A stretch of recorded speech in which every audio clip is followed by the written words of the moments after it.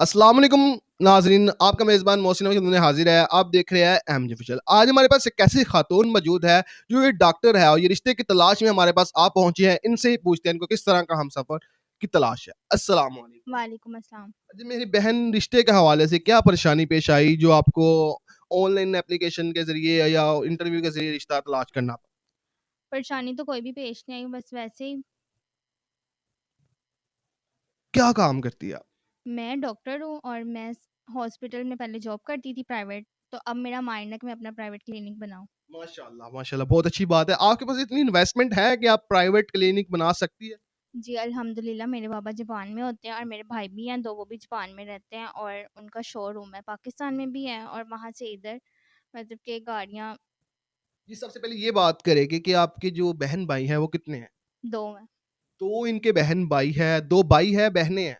दो भाई हैं एक बहन। 3 हो गए ना, 3 बहन भाई है। ये इनके वालिद साहब जो जापान में होते हैं और जो भाई है वो भी जापान में, तो उनकी शादी हुई है? जी भाई मैरिड हैं और बाबा ने सेकंड मैरिज की हुई है। माशाल्लाह से इनके भाइयों ने दोनों ने शादी की और ये पाकिस्तान में रहते हैं। शादी उनकी पाकिस्तान में हुई है कि जापान में हुई? नहीं, उन्होंने जापान में रह के शादी की थी तो मम्मा इधर मेरे साथ रहती हैं अब।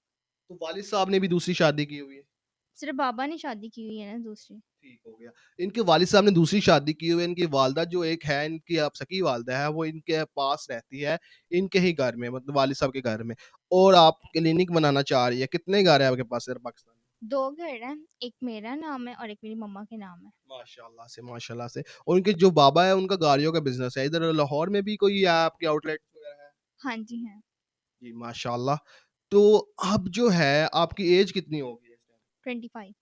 25 साल आपकी उम्र होगी है। ज़ाहिर बात है आजकल की लड़कियां बड़ी उम्र जो शादीशुदा शादी करने वाली होती है उनकी काफ़ी उम्रें हो जाती है। ठीक है, आपकी एज भी ठीक है। अब ये बताइए कि आपको किस तरह के हमसफ़र की तलाश है?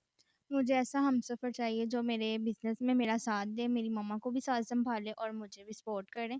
और बदले में अगर वो नॉर्मल फैमिली से होगा तो मैं भी उसको सपोर्ट करूँगी। नहीं, अगर वो डॉक्टर आपने किए हुए है, डॉक्टर की डिग्री आपके पास है, एमबीबीएस किया हुआ, अगर आपका शौहर पढ़ा लिखा नहीं होता, आपकी सपोर्ट के लिए आपको पसंद कर लेते हैं आप हमारी वीडियो देख के, अगर वो प्रपोज़ल भेजता है, तो उसके बारे में क्या ख़्याल है? मैं एग्री हूँ क्योंकि इस तरह का हो के मेरी इज़्ज़त करे, मुझे अपने साथ रखे और मेरी मम्मा को भी साथ रखे और उनको भी रिस्पेक्ट दे जैसे कि अपनी मम्मा उसको समझे। माशाल्लाह। इनके जो कहना है बहुत अच्छा है, इनकी जो सोच है वो भी बहुत अच्छी है कि अगर कोई पढ़ा लिखा होता है, नहीं भी होता, पढ़ा लिखा होता भी है, अगर नहीं भी, मुझे इस चीज़ से उसे कोई लेना देना।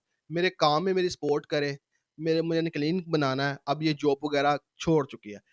अभी आपका ऐसा कोई फैमिली में कोई आस-पास कोई करीब कि जब आप डॉक्टर सी एमबीबीएस कर रही थी उस दौरान किसी ने भी आपका प्रपोज़ नहीं किया, कोई भी आपके लिए रिश्ता नहीं आया? रिश्ते बहुत आए थे, फैमिली में भी थे लेकिन मैंने करना नहीं था। मैंने अपनी मर्ज़ी से करना है, नॉर्मल फैमिली में करना है, अमीरों में नहीं करना। अच्छा, अमीर मैं आपकी खुद हूँ। फैमिली वाले जो है वो वेल सेटल्ड है, वो अच्छे हैं, मतलब कि अमीर तरीन है। आप कहती है कि आपको गरीब ही लड़का चाहिए। होते हैं अक्सर औकात हम वीडियो अपलोड करते हैं, कुछ लोग होते हैं जो दूसरी शादी के भी ख्वाहिशमंद होते हैं। तो उनके बारे में क्या ख़्याल?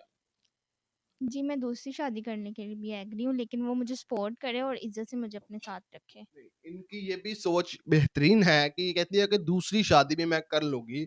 अगर कोई मुझे सपोर्ट करता है, मेरे काम में मेरा हाथ बटाता है, तो मैं दूसरी शादी भी करने के लिए तैयार। अगर कोई बड़ी उम्र का शख्स होता है, इतना बड़ा नहीं हो, मैच्योर हो, 35 तक हो नहीं, उसकी एज। अब जो 25 से ऊपर आदमी होगा वो मैच्योर ही होगा, तो उससे ऊपर जितना मर्ज़ी चले। ऊपर ज़्यादा नहीं ना जाना है, 35 तक उनकी एज हो। मतलब 35 से 40 साल के दरमियान हो ना, इससे ऊपर भी ना हो, ज़्यादा भी। अगर फिर भी कोई ऑप्शन है और आप आपके पास उनके लिए कि अगर कोई बड़ी उम्र का भी शख्स राब्ता करता है, आपको कह देता है कि मैं आपसे शादी करना चाहता हूँ, ख्वाहिशमंद हूँ, तो उसके बारे में आप सोच सकती हैं? जी, मैं सोच सकती हूँ। जी।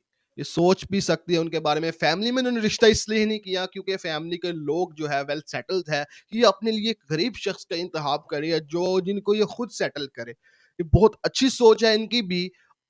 और मैं ये कहना चाहूँ वालदा जो है आपकी सेहतमंद है, बेहतरीन है?